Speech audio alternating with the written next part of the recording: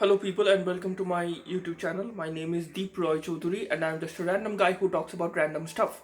Um,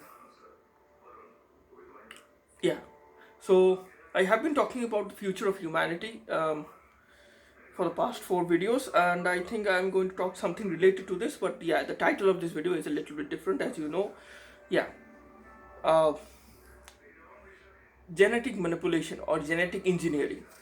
So a lot of people who don't know what this is, basically this means in the future we humans are going to have the capability if humanity does not go extinct, if we humans don't blow ourselves up with a with nuclear bombs, or if Earth isn't destroyed by, or humanity isn't destroyed by an asteroid, and if human civilization exists at this technological level and continues progressing, you know then we are going to see a day when we will be seeing people, sorry for that, yeah, then we will be seeing people, I just had my dinner, so yeah. So yeah, in the future we will be seeing people modifying their children. How do we what do I mean when we say modifying their children? When they will be in the womb, I think it will start in the womb, when the child is in the womb, or maybe the sperm would be taken from the sperm, and the egg would be collected, in some way, and we basic. Okay, my god, I really am doing a pretty messed up job of explaining this. Basically people would be modifying their genetics, or people would modify the genetics of their babies. People would modify the DNA of their babies in order to make them maybe more good looking, make them more intelligent, maybe more more athletic, yeah. So yeah, genetic modification to make people more beautiful, or more athletic, or more intelligent, or all of them. So yeah, that's basically what it is. So uh, yeah, and I think we are going to see that kind of a future in the next 20 or 30 or 40 years, because the way technology, I'm not an expert on this issue. I'm just talking about this from a layman's perspective, as I always do.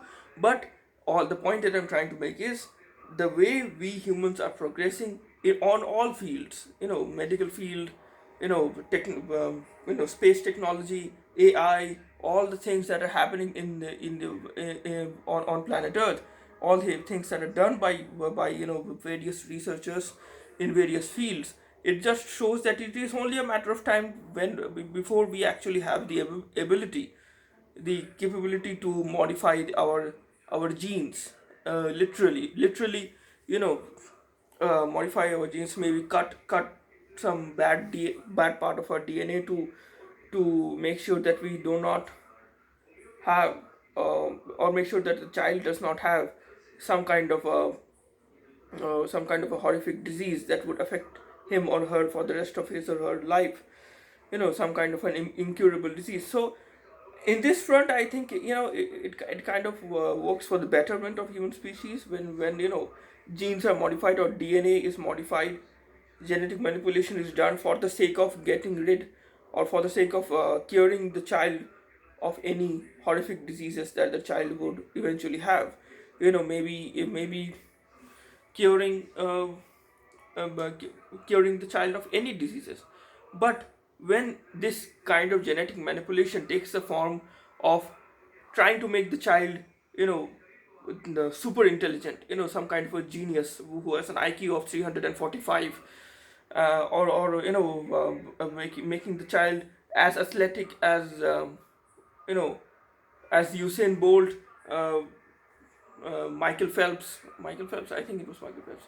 Yeah, Tiger Woods, uh, Michael Jordan.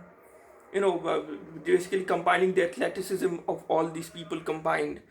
You know, so yeah, when we see people genetically modifying their babies to make their babies this the strongest person, or the most athletic person, or the most intelligent person, that's when a lot of ethical concerns do arise. And I mean, it would boil down to a situation of haves and have-nots. The people who would have the money to genetically modify their children, they would do it. The people who would not have the money to genetically modify their children, they would not be able to do it. So, what kind of an ethics board should look into this matter? Or at least what kind of rules and regulations should be created regarding this matter. And again, there are religious people out there who also oppose genetic manipulation, because they think that it is trifling or trying to modify the creation of God in ways that is somehow blasphemous. So there is the religious angle out there also.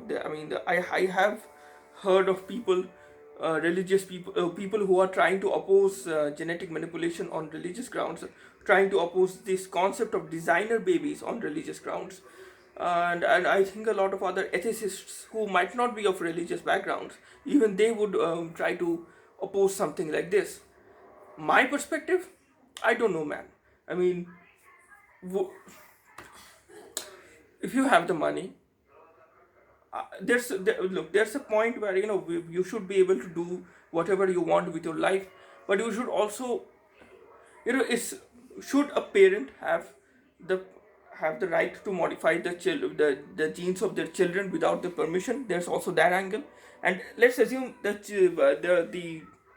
the unborn children's DNA isn't modified. The child grows up to become 18 years old, and then that child, then that adult decides to modify his or her DNA for making himself or herself more intelligent, more sexy, uh, and stronger, and improve himself or herself on any other attribute that he or she would want to. Is that ethical or unethical? I mean, we do allow plastic surgery, so why not allow genetic manipulation if it's an adult who is getting his or her genes manipulated? But again, there's also the thing that it would divide the society into haves and have-nots. The people who are genetically modified, who are biologically augmented, or somehow augmented in some way, and the people who are not augmented. More on this in the next video. Stay safe. Goodbye. God bless you. My God, that's one hell of a sign off.